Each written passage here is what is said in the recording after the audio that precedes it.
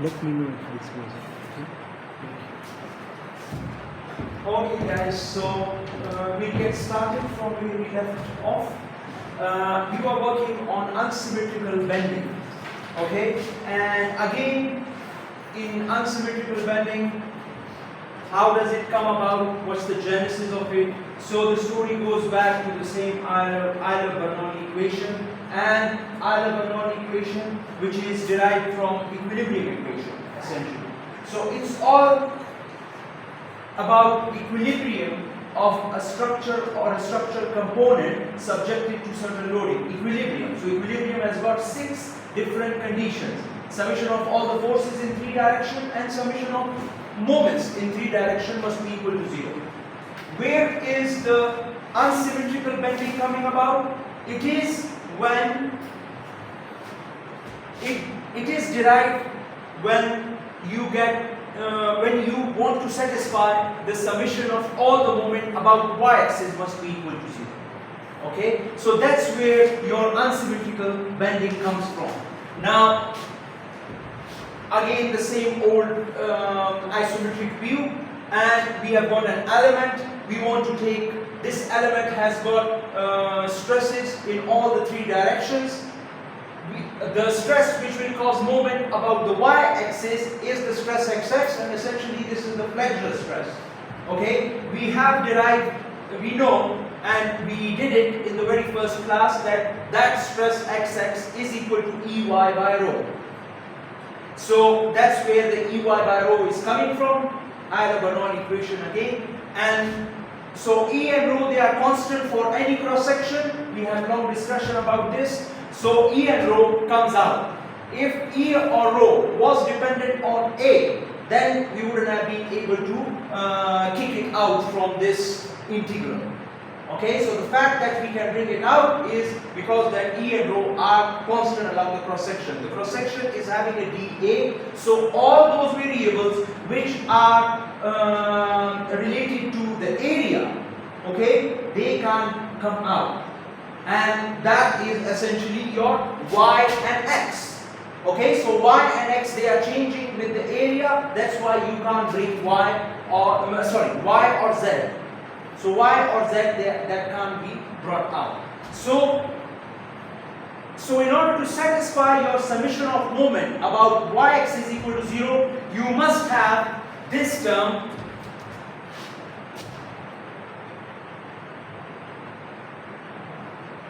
This term must be equal to 0, because you will have a finite modulus of elasticity always. Okay? You can't have a section having 0 modulus of elasticity.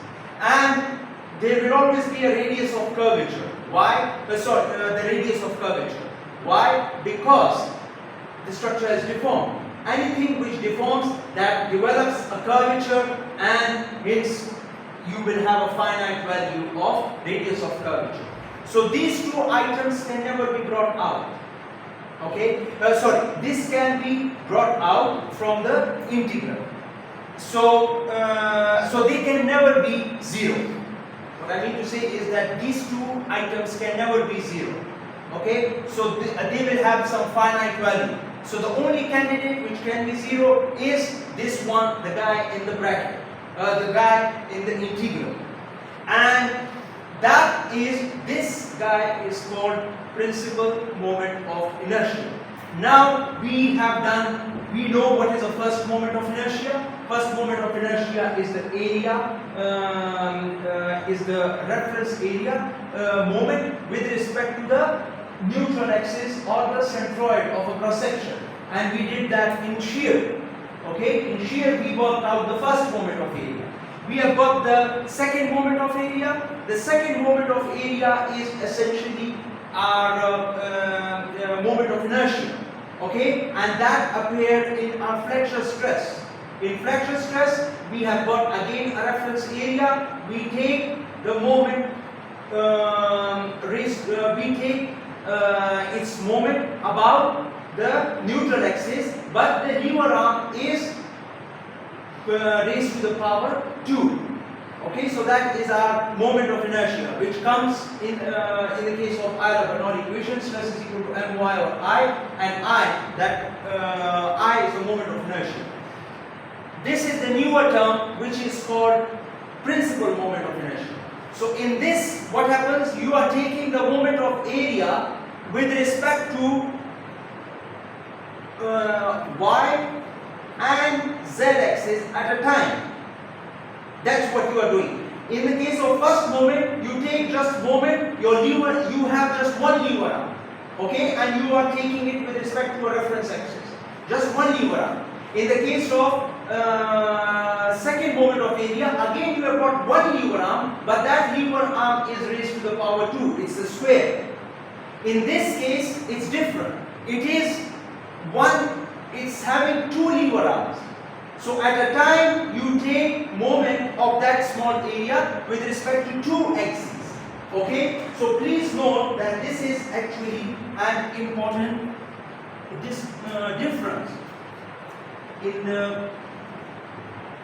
this moment of inertia is different from the other two moments of inertia. Now let's try to understand what this is telling us. Okay, we have to understand what we mean by any area which is getting multiplied by z and y. So look at this. Z and y, they are the axes which are in the plane. So we have got this cross section and these axes are in the plane. X is out of plane. So x is normal. Okay, this is inside the plane. So you take a small area and you take once y and one z. Okay, that is one small area.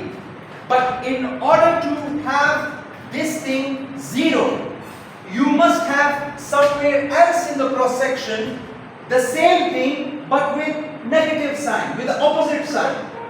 Agreed? Then you will have the summation equal to 0.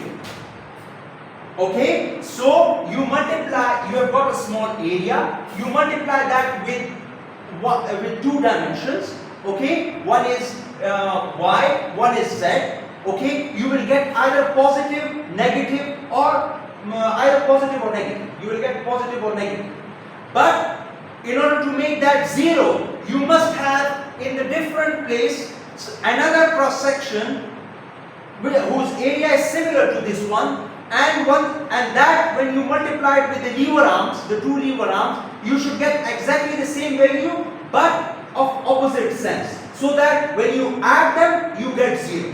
So if, for example, I have yzda, I get 3, this thing I get 3, so somewhere else in the cross section I must get -3, so that they cancel out and give me 0.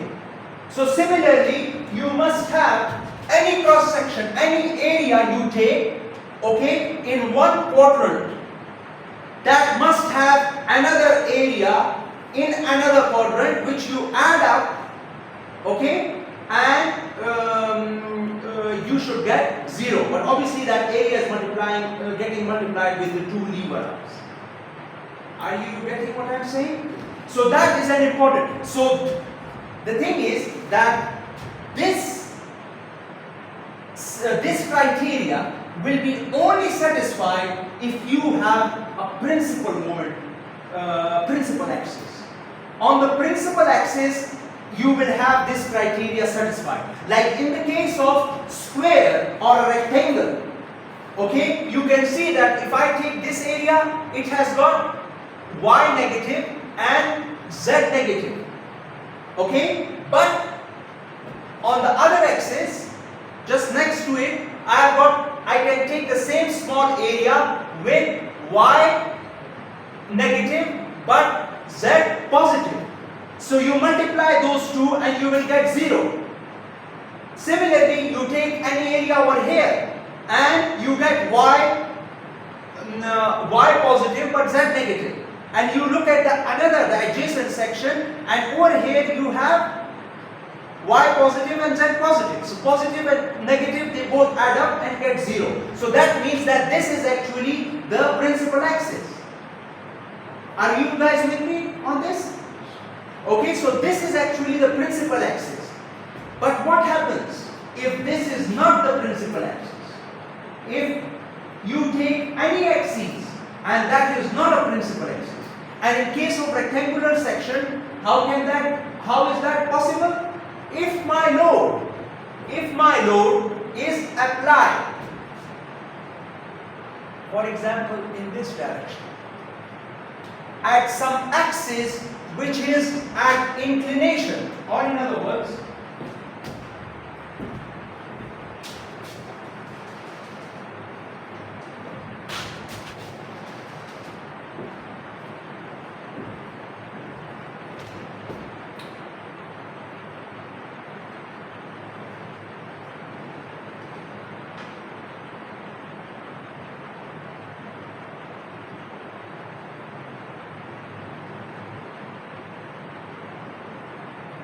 if I've got a load which is P, and that P is applied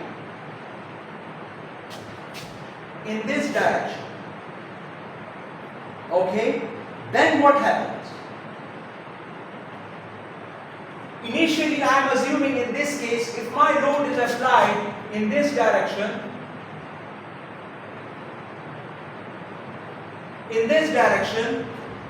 okay, when I am working out all this derivation, I am saying that my load is applied in vertical direction. Okay, when my load was applied in a vertical direction, I got this condition, and this condition told me that the summation of y must be equal to 0 at the principal axis. Okay, now if I change the inclination of my load to P, then with respect to that P, okay, I will have another principal axis. When my load was like this, I had these two as principal axes. When I change the inclination, I will have another principal axis. Do you understand my point? The principal axis will change. In other words, initially my load, I had my axes were like this and my load was applied like this, okay, and I got this condition which told me that if the load is applied at this axis, okay, this is your principal axis. Okay, now if my load is applied in this direction, my principal axis must also change with respect to this load. Okay, and that I have to find. Where is the principal axis? Okay, so that principal, so in other words, there will be another axis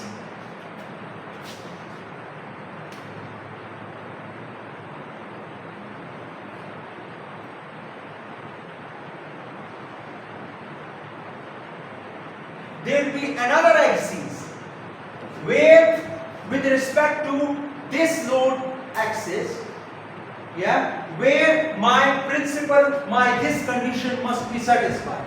So my y and z, they must be changed corresponding to this load.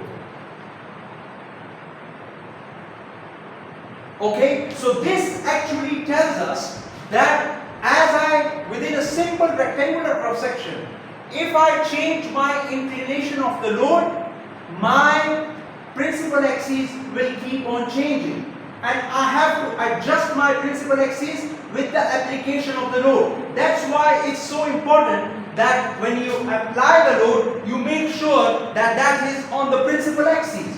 Because if that is not on the principal axis, and you have considered in your calculation that your ordinary axis, the neutral axis or the centroid is the principal axis, this is the centroid also of the cross section. The centroid is the neutral axis, then that section has a tendency to go unsymmetrical in bending. Okay, so it is very important that you make sure that the loads are applied along the principal axis. That's why if you have got a beam, the column is just applied perpendicular to it. Why? Because you try to match it with the neutral axis, with the centroidal axis of the cross section. You try to match your load applied with the centroidal axis, and your bending will be then in the principal axis.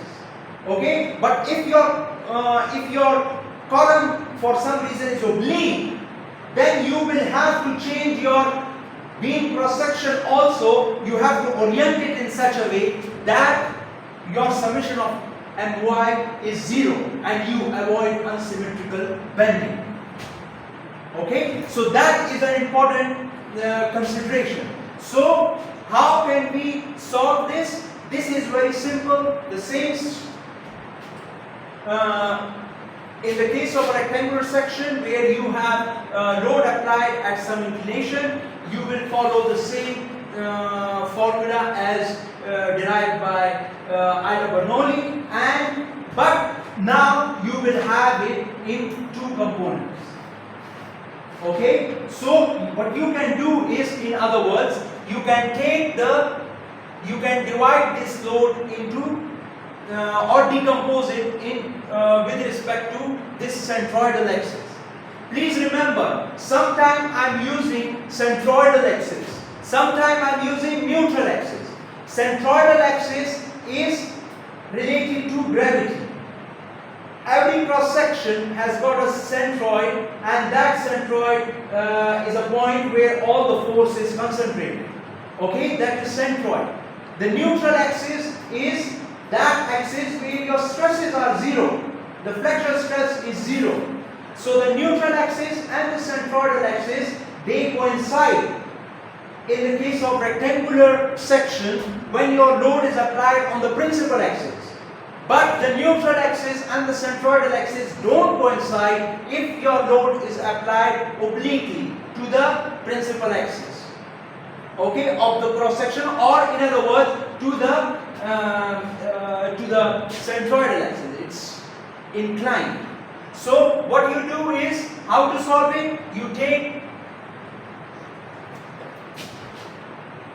decompose it into two. So you will have one load like this, one load like this. So let's call it PZ.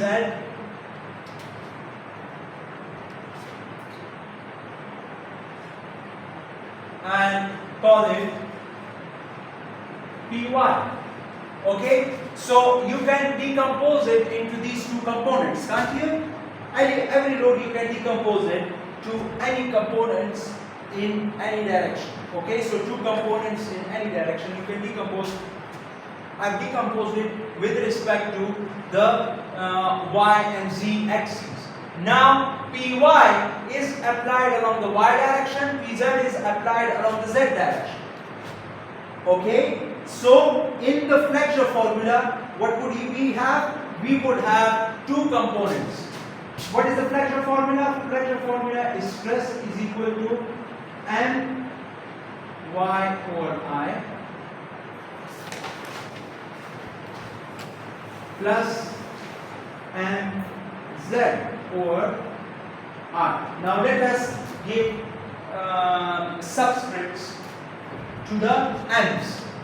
Stress My and Izz. And My is, what is this M? Which direction M is in? It is Mz. So let me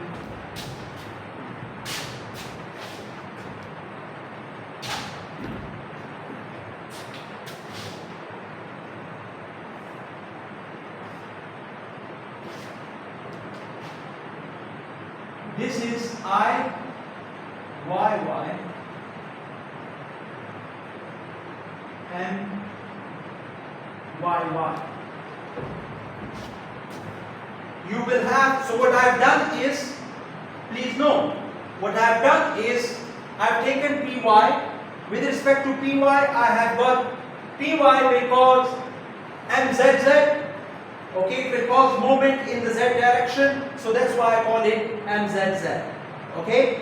Remember the right hand rule, yeah, the finger curls around the axis and the direction, the thumb is sticking in the direction of the applied moment. So the right hand rule, based on right hand rule, this is MZZ.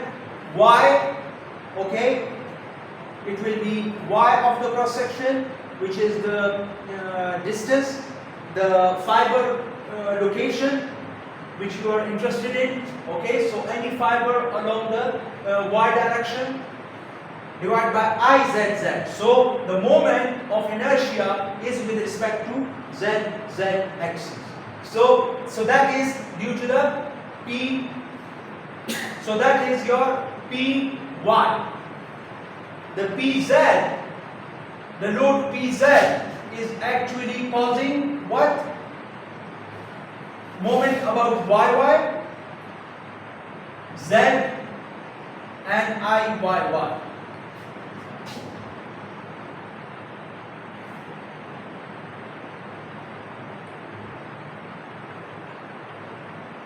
So that is the stress equation. So if you are asked to find out stress in this condition, you will use this equation. Okay? So what I have done is I have tried to find out my stress if my load is applied obliquely to the, with respect to the centroidal axis of the cross section. Okay, that's what I have done. If you are asked to find out the load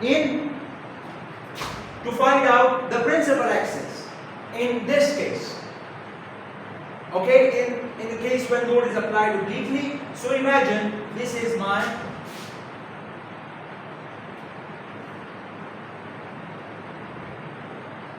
this load, this is alpha. Okay, this is applied in the direction of alpha. So in order to find out my principal axis, what I can be sure about is that the stress about that axis must be equal to 0. About the neutral axis, the stress is 0. So I can write stress is equal to 0 is equal to m ZZ Y divided by IZ Z plus M Y Y Z divided by I Y Y. Now I can take this to the other side, the Y by Z. I can write. I am trying to find out my neutral axis. Okay? So what will happen is that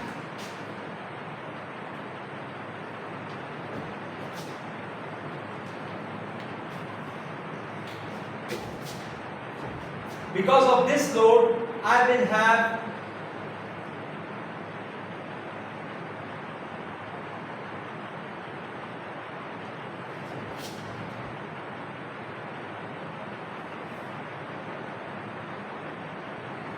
this area would be all in tension, and this area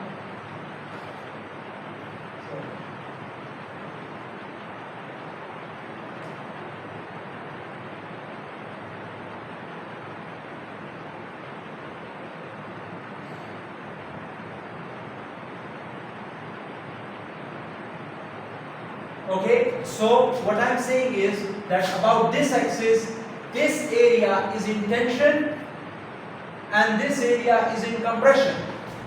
Okay, so the neutral axis definition is that wherever your stress is 0, that is the neutral axis, isn't it? So I am trying to find out my neutral axis. So I make this stress 0. So then from there I can get my Y by Z. So my Y by Z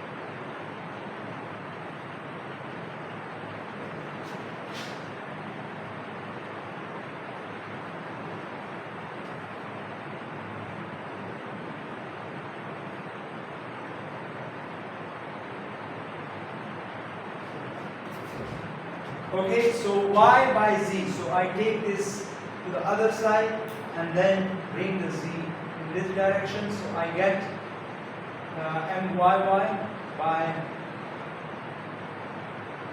Iyy. So that's how I get that with the negative sign, and multiply that Izz by Mzz.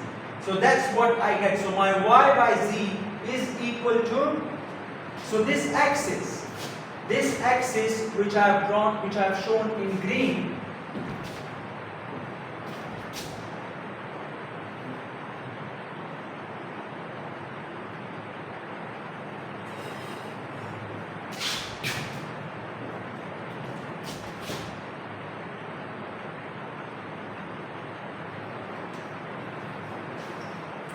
this axis which I have shown in green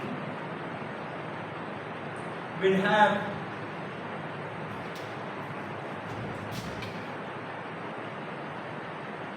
y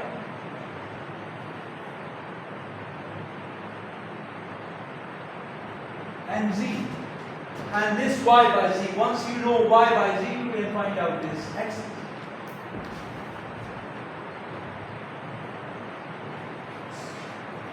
So that's how you can find out your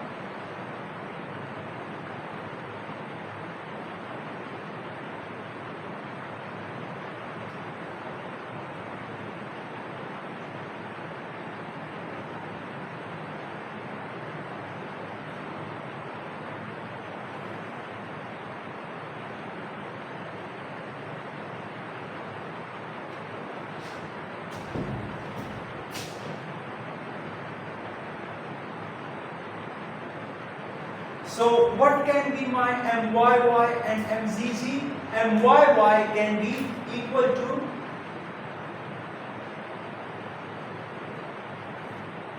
what do you think? What can be my myy equal to? So this is, if this is alpha, so this will be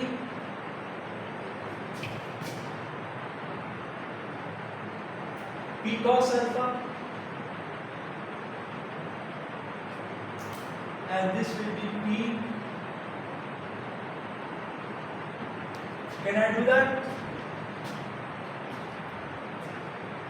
This is p cos alpha and p sin alpha.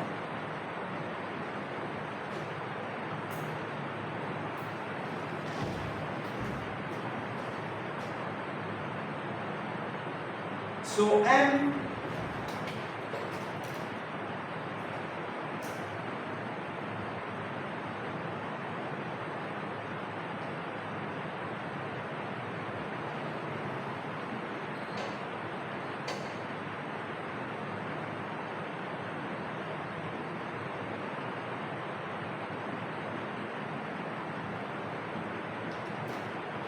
So I can write mzz is equal to m sin alpha and myy is equal to m cos alpha.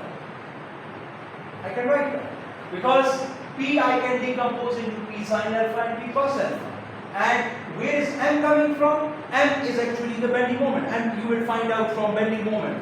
This can be a cantilever, a simply supported beam, or whatever. So whatever m you get at that particular point, where at your point of interest, that is m. Okay, so m is the point of interest.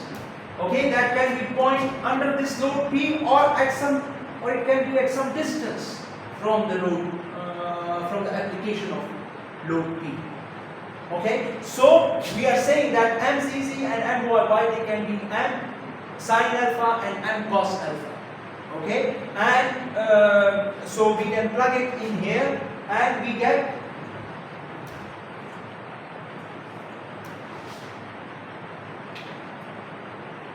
so that is myy, which is cos alpha. So that will come out to be minus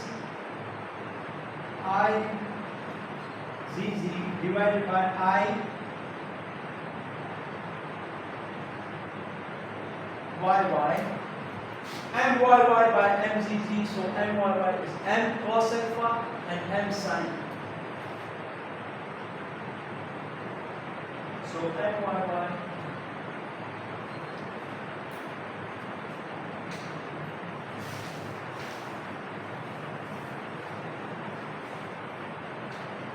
So this is cos over sine alpha, and cos over sine alpha is 10 degree. So potential.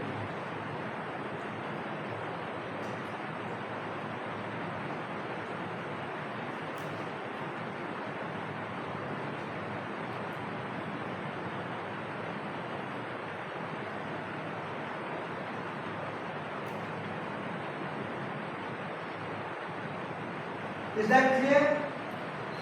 Any ask me any question?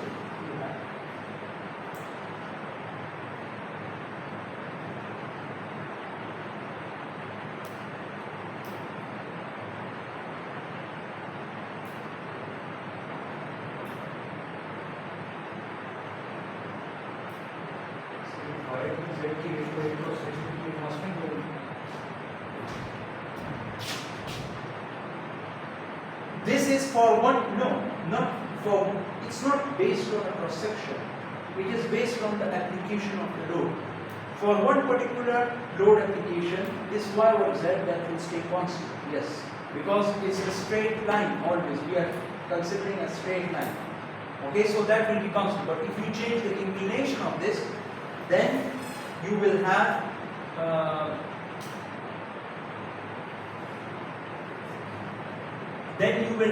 if you change the inclination of the load, then this will be changed.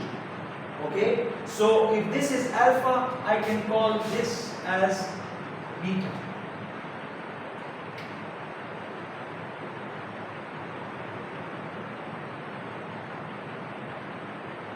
Okay, this inclination beta will stay constant.